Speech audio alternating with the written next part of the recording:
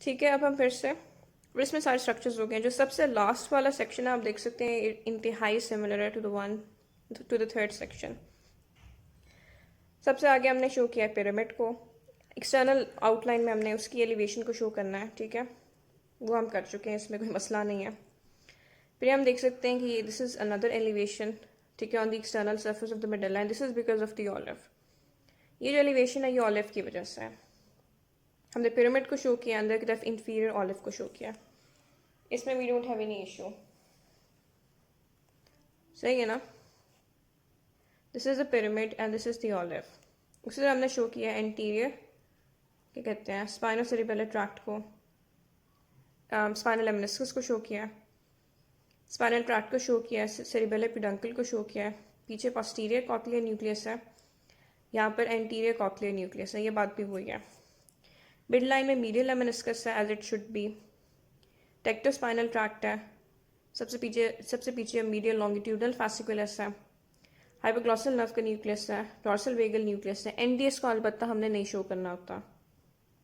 Medial vestibular nucleus को हम बड़ा करके शो करते हैं, and instead of the inferior vestibular nucleus we have the lateral vestibular nucleus, because in total 4 vestibular nuclei होते हैं ना, हम ऐसा करके भी रिप्रेजेंट करते हैं, सुपीरियर, इंफीरियर, मीडियल और लैटरल करके, ठीक है।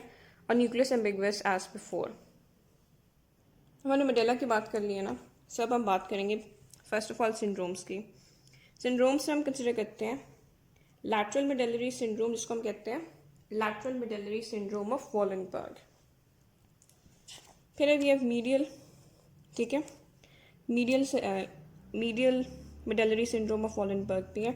And lateral and medial is basically referring कि किस पार्ट ऑफ द मेडल्ला में we happen to have the lesion. तो स्नेल्स में मैंने रिप्रेजेंट किया हुआ है कि अगर किसी बंदे को lateral medullary syndrome of Wallenberg हो तो which part of the medulla would be compromised. इस सिंड्रोम में होता क्या है, एक वैस्कुलर सिंड्रोम है, ठीक है, ठीक है। इसको सप्लाई कौन करता है, लैटरल पार्ट को, पोस्टीरियर इंफीरियर सेरिबेलर आर्टरी, ठीक है। अमूमन ये ब्रांच होती है वर्टिब्रल आर्टरी की। भी आपने सर्कल ऑफ विलिस को देखा हो ना, सबसे पहले हमारे पास let's say this is pathetic excuse of the brain stem. देखिए ये हमारे पास वर्टिब्रल आर्टरीज हो रही होती हैं दोनों साइडों की, उन्होंने यहाँ पर मिलना होता है, बेजलर आर्टरी बनानी होती है जो कि पॉन्स के ऊपर जा रही होती है। ये बेतहाशा ब्रांचेस देते हैं, इंक्लूडिंग ये एंटीरियर स्पाइनल आर्टरी होती है और पोस्टीरियर स्पाइनल आर्टरी होती है। सबसे आखिर में उन्होंने पोस्टीरियर इंफीरियर सेरिबेलर आर्टरी भी देनी होती है। कौन सी होती है, posterior inferior cerebellar artery, cerebellum वाला सेरिबेलर, इससे सेरिबेलम को भी सप्लाई करना होता है एंड मेडुला के पोर्शन को भी, लैटरल पोर्शन को भी सप्लाई करना होता है। तो अगर if somehow the supply by the posterior inferior cerebellar artery compromise हो जाए ना, कौन सी वाली होती है, this is the posterior inferior cerebellar artery. अगर सम हाउ ये कॉम्प्रोमाइज हो जाए ना, ये blood supply somehow compromise हो जाए, ठीक है, तो इससे क्या होता है, what this basically leads to the impaired blood supply and this basically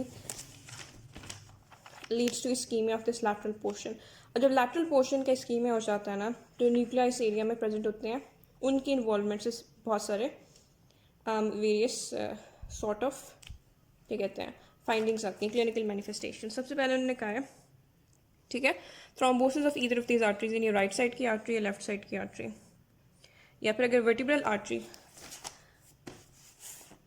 artery का थ्रोम्बोसिस हो जाए या उसकी ब्रांच का थ्रोम्बोसिस हो जाए, either way lateral medullary syndrome हो सकता है, ठीक है। क्या सिम्टम्स है, डिस्फेगिया, डिसआर्थ्रिया। मतलब क्या, वो dysphagia means that you are not able to swallow easily.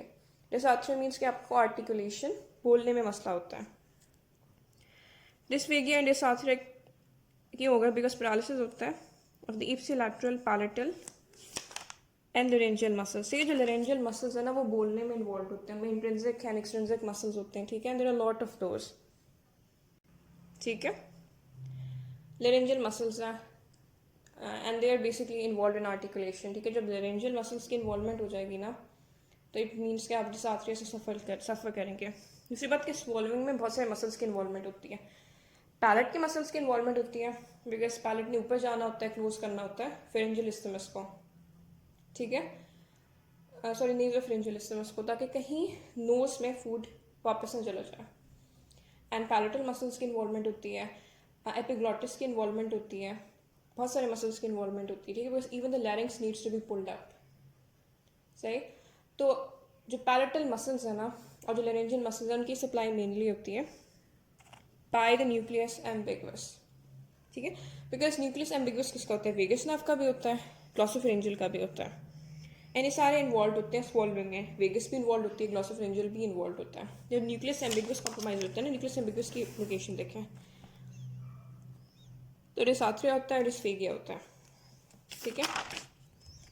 Next आप यहाँ पर ज़रा गौर करें, ठीक है, ठीक है। एनाल्जीजिया, एनाल्जीजिया का क्या मतलब होता है, एनाल्जेसिक्स क्या होते हैं, वो आप बेसिकली लेते हैं ना तो आपको पेन नहीं होता, so there kind of like pain killers. Thermal anaesthesia का मतलब कि आप टेम्परेचर को महसूस नहीं कर सकते, आपके thermal receptors, cold and heat receptors काम नहीं करते हैं।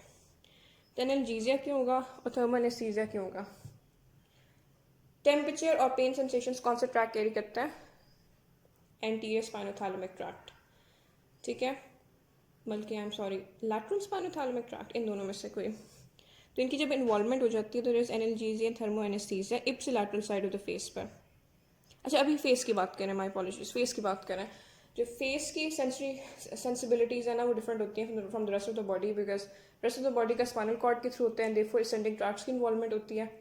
फेस वाला एरिया डायरेक्टली अपने वो क्रेनियल नर्व न्यूक्लियाई से कर लेता है ना, क्योंकि spinal tract of trigeminal nerve and spinal nucleus of trigeminal nerve compromise होकर वो इधर मौजूद होता है ना, एंड क्योंकि they are basically responsible for pen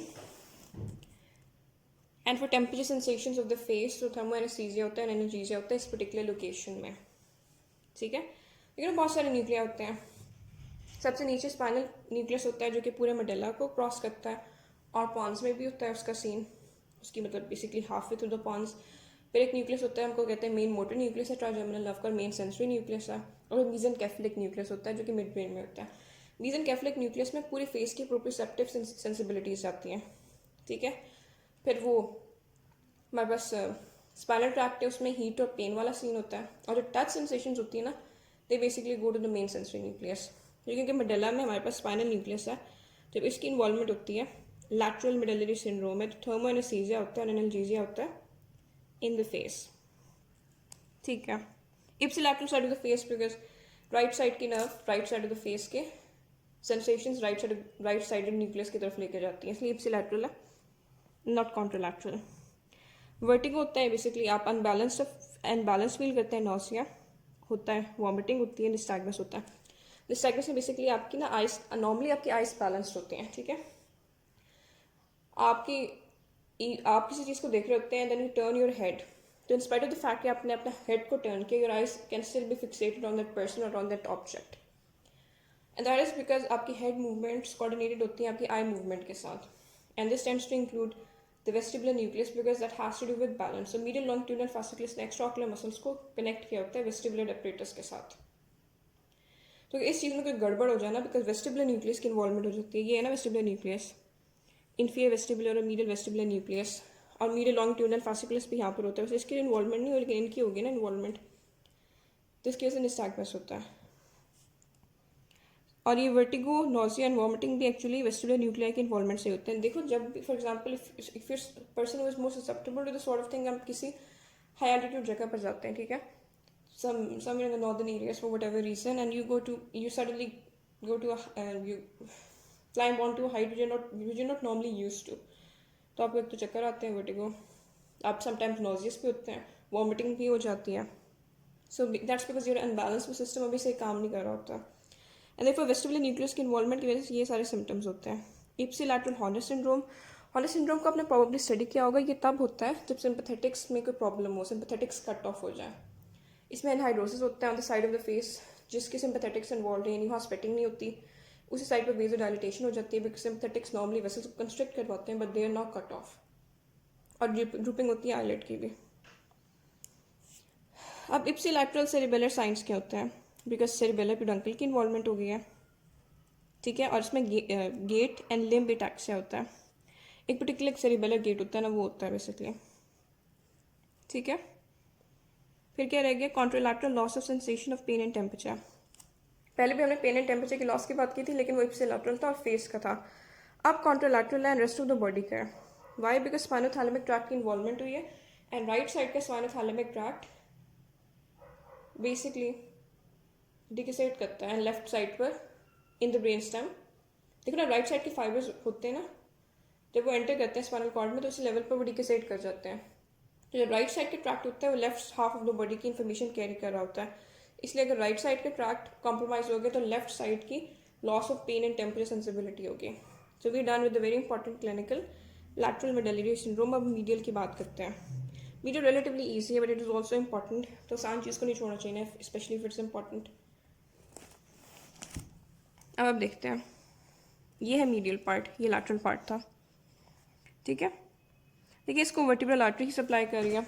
vertebral artery की ना मेडुलरी ब्रांचेस भी होती हैं, बहुत सारी होती हैं, बहुत सारी होती हैं मेडुलरी ब्रांचेस, जैसे कि वो कोर्स, बहुत सारी मेडुलरी ब्रांचेस होती हैं वर्टिब्रल आर्टरी की। तो जब मेडुलरी ब्रांचेस कॉम्प्रोमाइज़ हो जाए तो मीडियल पार्ट की सप्लाई कॉम्प्रोमाइज़ हो जाती है। कौन से साइन एंड सिम्टम्स होते हैं? कॉन्ट्रोलैटरल हेमीपेरेसिस। पैरालिसिस का मतलब होता है कि muscles are not working. Paresis is sort of like partial paralysis, ये मोटे साइन एंड सिम्टम्स में ही शामिल होता है, ठीक है ना। कॉन्ट्रोलैटरल क्यों? Because right cortex is controlling left side of the body. और डिकेसेशन किस लेवल पर होती है? मिडला के बिल्कुल नीचे होती है। राइट साइड लेफ्ट को कंट्रोल कर रही है, ठीक है। मिडला के ऊपर ऊपर डिकेसेशन नहीं हुई, तो अगर राइट साइड का कटा तो लेफ्ट साइड में मस्कुलर लॉस होगा, लेकिन मिडला के नीचे अगर कॉर्टिकोस्पाइनल ट्रैक्ट कट गया तो उस जिस साइड पर कटा है उसी साइड पर लॉस होगा, बिकॉज डिकेसेशन हो चुकी है। सो कॉन्ट्रोलैटरल हेमीपेरेसिस पिरामिडल ट्रैक्ट की वजह से। कॉन्ट्रोलैटरल impaired sensation of position and movement and tactile discrimination। देखो, tactile discrimination, movement and position, ये सब कौन कैरी करते हैं? Medial lemniscus. जो मीडियल लेमिनिस्कस है ना, उसकी डिकेसेशन किधर होती है? मिडला में होती है, मिडला के बीच में होती है, ठीक है। तो कॉन्ट्रोलैटरल क्यों? बिकॉज क्योंकि मिडला के बीच में डिकेसेशन हो चुकी होती है, तो वो एरियाज जो नॉर्मली कॉम्प्रोमाइज, इनकी ब्लड सप्लाई कॉम्प्रोमाइज होती है, are those part of the medulla जहाँ डिकेसेशन हो चुकी है, इसलिए कॉन्ट्रोलैटरल होता है। इस पॉइंट से नीचे नीचे स्पाइनल कॉर्ड में राइट साइड की fibres right side of the cord and right side of the brain stem में ही कैरी हो रहे हैं। इस लेवल के बाद वो डिकेसेट कर गए हैं, लेकिन क्योंकि नॉर्मली ये प्रॉब्लम होती ही इस साइड पर है, इसलिए कॉन्ट्रोलैटरल सिम्टम्स होते हैं। राइट साइड पे कटा है, लेफ्ट साइड के सिम्टम्स है, या वाइस वर्सा, ठीक है। इप्सिलैटरल पैरालिसिस होती है, यानी उसी साइड पर एक पैरालिसिस होती है टांग मसल्स की। क्यों? ठीक है ना, ये है मीडियल सिंड्रोम। मीडियल सिंड्रोम है ना, ये क्या चीज़ है? हाइपोग्लॉसल न्यूक्लियस है।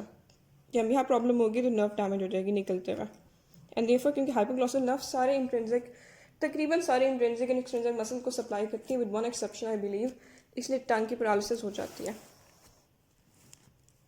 ठीक है। और जो पैरालाइज साइड होती है ना, अगर राइट साइड की नर्व डैमेज हो गई है, ठीक है, तो जो राइट साइड के मसल्स की पैरालिसिस हुई है ना, तो एक्चुअली डिविएशन भी उसी साइड की तरफ होगी, राइट साइड पर होगी। कब होगी? जब आप टंग को प्रोट्रूड करेंगे, वरना नहीं होगी, ठीक है। So this is the medulla oblongata.